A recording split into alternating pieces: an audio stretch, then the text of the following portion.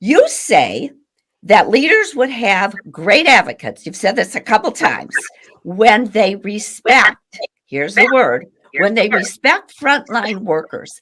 Tell us more about respect in the workplace. Because you notice back there, kick conflict to the curb, get the respect you deserve. So Mhm. this is an important word to me.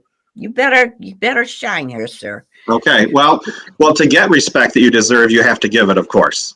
We can't expect to get something that we're not giving. And what I like to do is when you go out and approach somebody, just treat them like they're the most important person in the world right now. Open your ears. Active listening is so important. We've all had those conversations with folks where someone is telling you an idea or they're telling you something or you're telling somebody something and they're just waiting to jump in to say what they want to say. Yep. And you really know that they're not listening to you. So if you can go out there and really make a point to be an active listener, and the nice thing about this is something that folks can learn.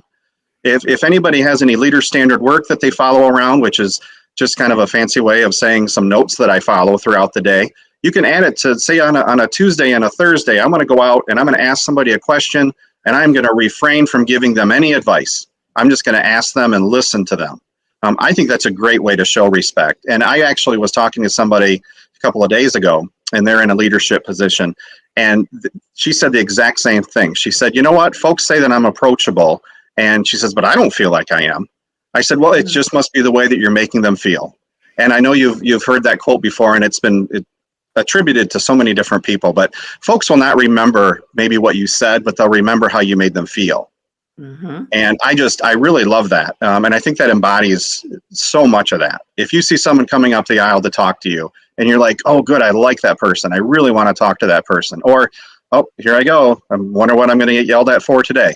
There's just two different ways that we can take that. I think you have to show the respect. And if someone is not good at that, at being an active listener, like I said, I think it's something that can be learned. It can be something that we can make a point to do. Some of the other things are a little bit harder to learn. Some folks have natural empathy. And part of what you're saying, I better do some active listening. Wouldn't it be terrible if I went to the next question and didn't respond? You'd say, oh boy, is she real?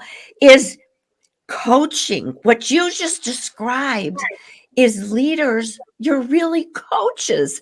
Coaches, the good ones that were trained Yes. by good coaches, know advice. We're not fixers.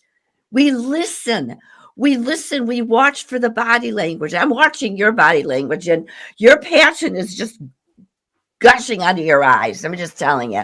So that's so important. Is I love the fact that we have to stop being fixers.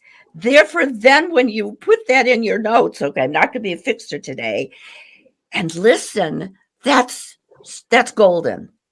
So we're speaking the same language. What a shock. Right. I agree.